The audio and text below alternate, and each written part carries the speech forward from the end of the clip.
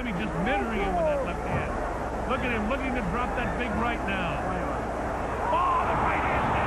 Oh my God, the right hand on the ear. When it comes to the middleweight division, few have ever hit as hard as the legend Thomas Hitman Hearns. The Motor City Cobra immediately emerged as a force to be reckoned with, knocking out all of his first 17 opponents. Standing at 6 feet 1 inches tall, Hearns was oversized for his division, but under the tutelage of legendary trainer Emmanuel Stewart, he learned how to use his size to his advantage. He utilized his long frame to keep his opponents at a distance and open up a knockout blow. After suffering his first loss to Sugar Ray Leonard in a legendary fight on September 16, 1981, and losing his welterweight title, Hearns was looking to get back on track and did just that after moving up in weight and winning the WBC light middleweight title in a tough fight against Wilfred Benitez. Hearns was back on top and continued to show that he was the best with 2 more consecutive victories. When looking for his next opponent to defend his title against, one man's name stood out. By this point in his career, Roberto Duran had already established himself as a legend in the sport of boxing. With over 80 fights, the Panamanian slugger was a former 2-division champion and was unanimously loved by the people. His fighting style was a sight to behold. Standing at only 5 feet 7 inches, Duran was forced to fight close and take considerable damage. Because of this, he developed into one of the toughest brawlers in the sport and was not afraid of getting hit if it opened up opportunities for him to strike.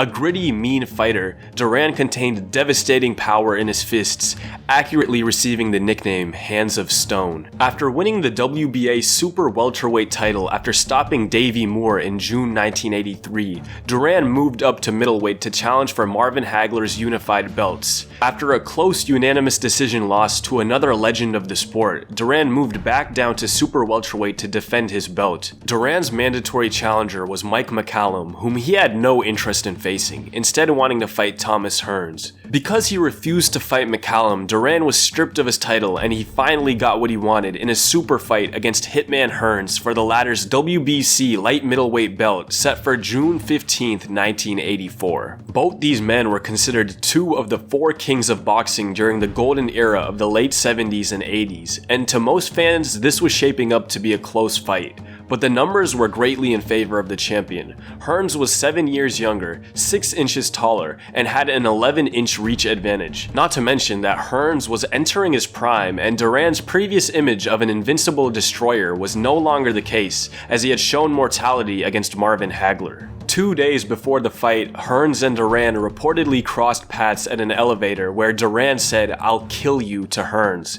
to which Hearns simply smiled and replied, "No mas." On fight night, the size difference between Hearns and Duran was staggering as they stared daggers at each other in an intense face-off. As soon as the opening bell sounded, it was clear that Hearns was controlling the pace. He kept distance from Duran, who also wasn't keen on fighting up close. It seemed as if Hearns was waiting to open up a power shot. Well, Tommy Hearns should be working that jab overtime. Instead, he's looking to land the big bomb, and he landed a good right hand. A good right hand to the ear of Duran that sent him back into the ropes.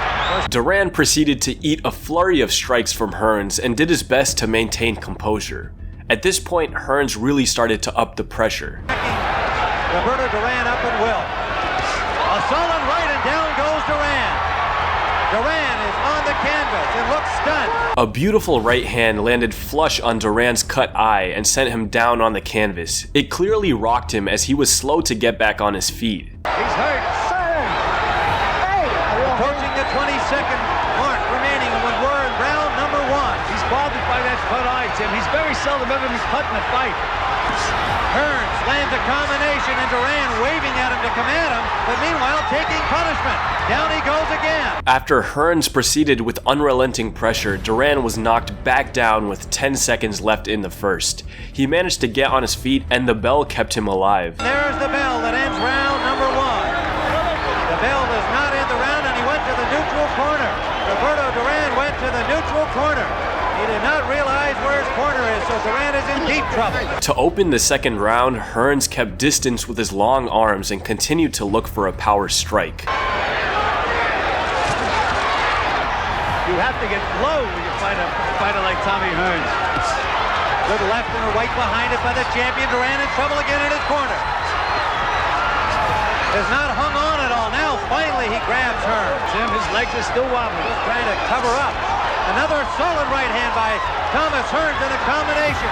The referee Padilla watching There it. he's up in the air again. Duran just fighting on instinct, though, Gil. He's just hanging a big right hand.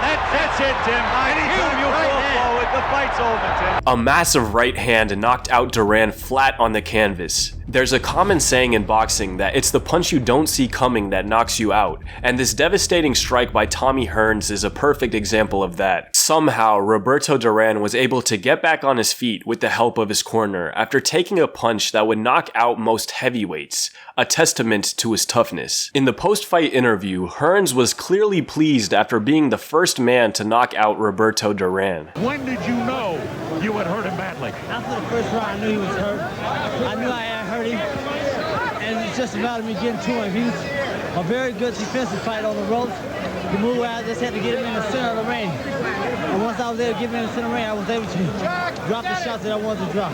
The right hand that put him down in the first round looked like one of the best punches we've ever seen you throw. How would you rank it? I have to say that was the Hitman coming back again. The hit, One of those great shots. the Hitman from Detroit is back. He's back.